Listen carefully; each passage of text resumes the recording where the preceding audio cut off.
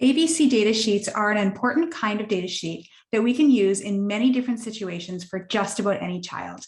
In this blog, we're talking about ABC data sheets and how to use them.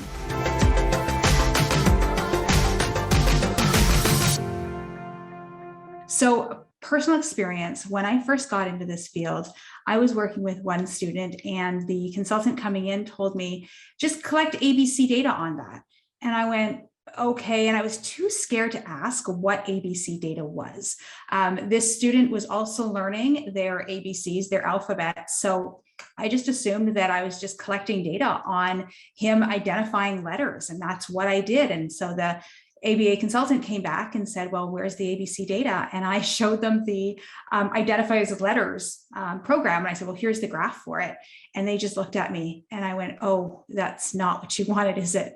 Anyways, since then, I have learned lots and lots about ABCs. So let's get into it. Really, the question is, what are ABCs? If they're not letters and identifying letters or sounds, what are they?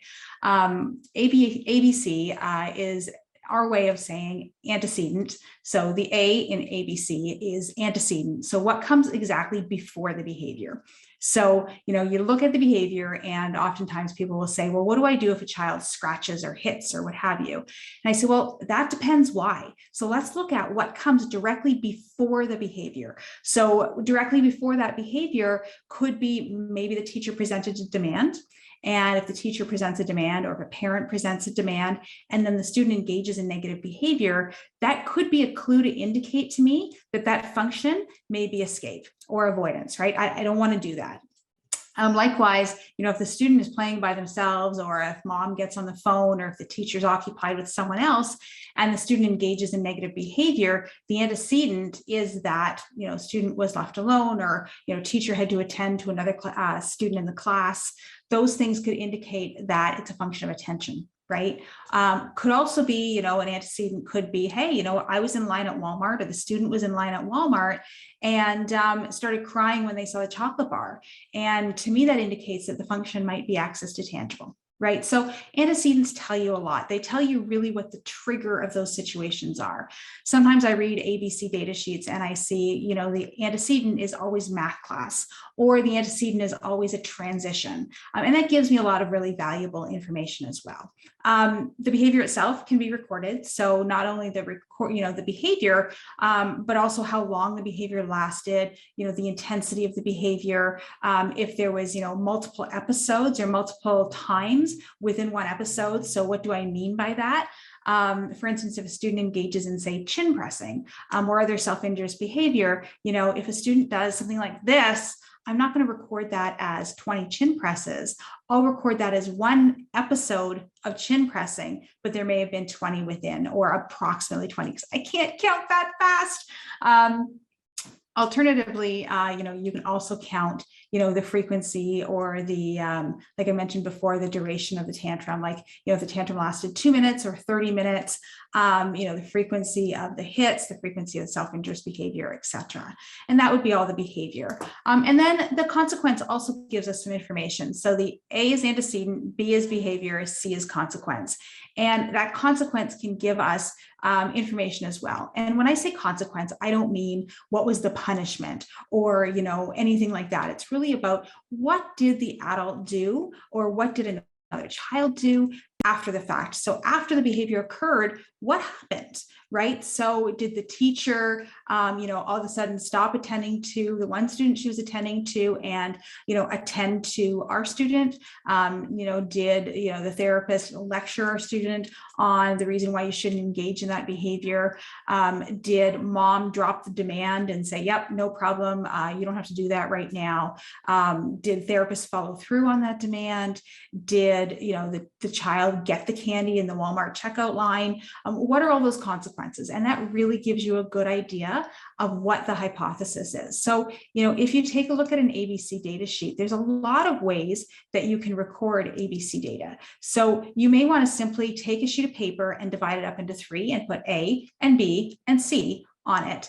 Likewise, you can also divide up the data sheet and maybe put down even like hypothesis, right? So if you look at something like this, you could divide up the screen or the data sheet and just put, antecedents. So here's what I think happened right beforehand. I'm as specific as possible. Here's the behavior, here's the consequence, but also here's the hypothesis. Here's what I think happened. So, based on the fact that the student was, in the Walmart checkout line and was crying, and the consequence was, they may or may not have gotten the candy. But my hypothesis is that it was access to a tangible, right? They were crying because they wanted that chocolate bar.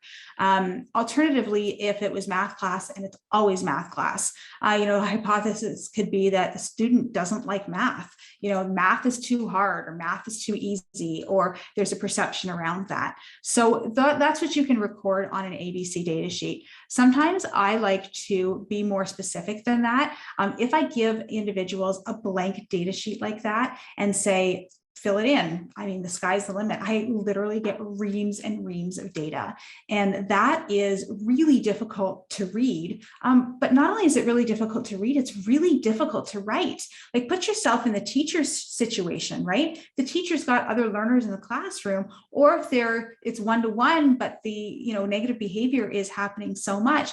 People don't have time to write in these data sheets because they're just so cumbersome. So we really have to acknowledge that and maybe put in place something else. So here's another data sheet that we have created as well. It's more of a checkoff list. So, you've got your antecedent, your behavior consequence, but there's lots of checkoffs on there. So, what happened? And instead of writing reams and reams of information, it can be just a check, check, check, check, check.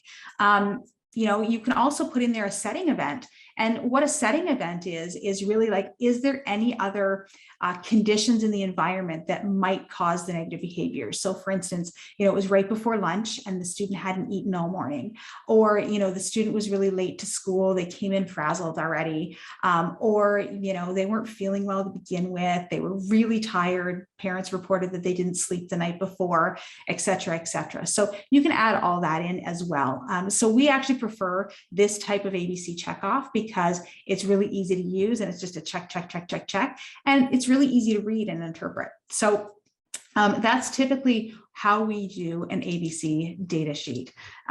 If there's any other information you need, take a look at the free download. You'll get that data sheet in the free download.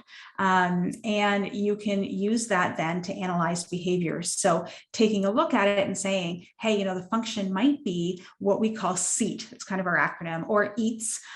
SEAT being CS for sensory. It might be just automatic reinforcement. The student's doing it because they really like engaging in this behavior.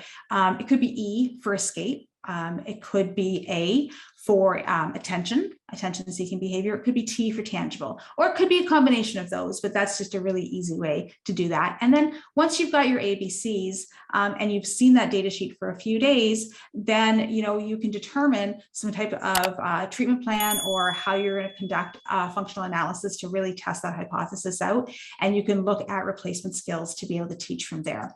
I guess just a word of caution with ABC charts or ABC data sheets, and when you're using them, is that I wouldn't put them in place for too long. ABC data sheets, really the purpose of those is to find out the function. And once you've determined function, get rid of the ABC and move on to something that's a lot easier. So what do I mean by that? Another example would be, if my student was engaging in hitting and I wanted to know what the function was, I didn't know why they were hitting, did an ABC data sheet, and, over 3 days, maybe a week, I determined that the hitting is usually, usually during transitions, or the hitting is usually when he sees his peer Johnny, or hitting is when math class occurs, or hitting is when the teacher is with another student. So once I've gotten this information and I really understand that the function is probably this, then I can put in place another type of data collection system. Then I can just take frequency data. And how much easier is it to take a clicker and just click the number of times the student hits versus having to fill out these reams and reams of information. So ABC is really there for the first little bit just to determine function. Once you've got the function, stop the ABC and go on to frequency collection or duration collection and go from there. today we reviewed what an ABC data sheet was, and we went through the different parts of an ABC data sheet with some examples, and said, listen, like an ABC data sheet is there to analyze the function of behavior. Once you've got the function, move on. So click on in or around this video, you'll see a link. Click on that link to get our free ABC checklist.